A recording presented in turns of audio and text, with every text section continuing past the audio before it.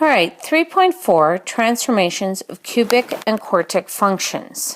In a function f at x equals a times, in brackets, k, x minus d to the power of n plus c, where n is a natural number, okay, all points x, y from the parent function, let's say x to the power of n, can be transformed to x over k plus d times and ay plus c.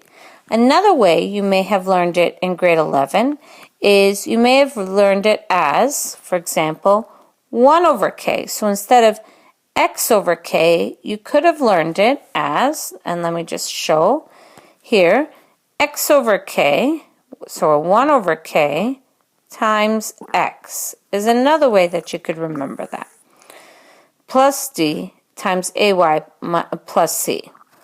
Well, a in any function, in a function in the form that makes it graphable, and it's negative. If a is negative, there's a vertical reflection.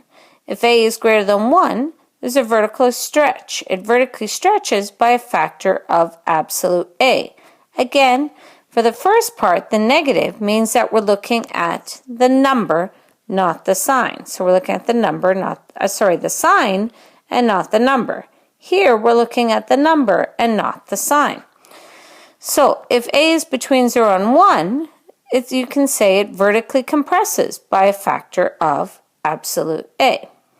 So that's what a does. This is recap literally from grade 11. Next part, k. What does k do? Well, k says, all right, if the value is negative, then you're going to have a horizontal reflection. Now don't forget, though, you have to not think of k, but think of it as 1 over k. Why is that? Because don't forget, anything that affects the x directly, and that's inside the brackets, right here, folks, inside the brackets, this is all opposite of what you see. So instead of multiplied by 1 over k, multiplied by k, you're actually multiplying by 1 over k. If you're looking at minus d, it'll be plus d, but wait till we get there. So we're only looking at k right now. So if 1 over k, so the flip of the k, is greater than 1, you can say that this horizontally stretches by a factor of 1 over k. Absolute. If 1 over k is between 0 and 1, you can say it horizontally compresses by a factor of absolute 1 over k. So again, remember that this point can be rewritten as this here. So for some of you, this makes more sense. All right.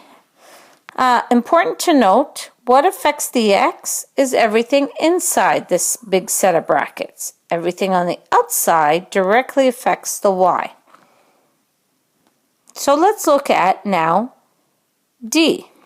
d represents, now you would see x minus d in the question, x minus d inside the brackets over here.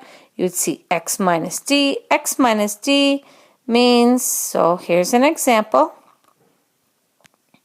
So a cubic function, remember that the coefficient of x is not 1, so we move the negative 2, and we have these values.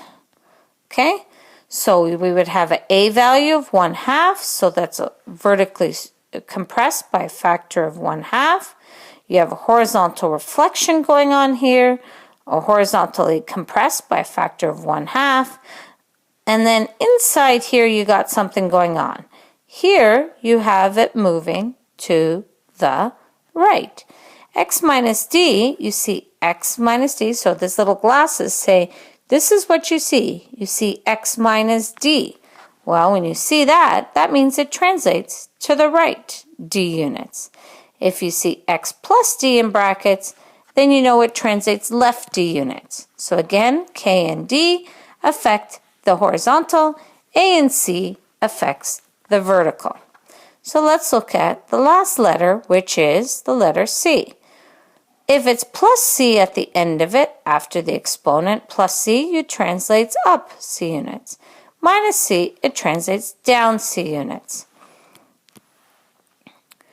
All right, so basically, to be able to describe the transformations, you have to be able to look at each variable and describe the transformations. We're going to be looking at more and more specific graphs later on in this course after we deal with division statements. All right, that's the end of the lesson, folks. Take care. Have a good night.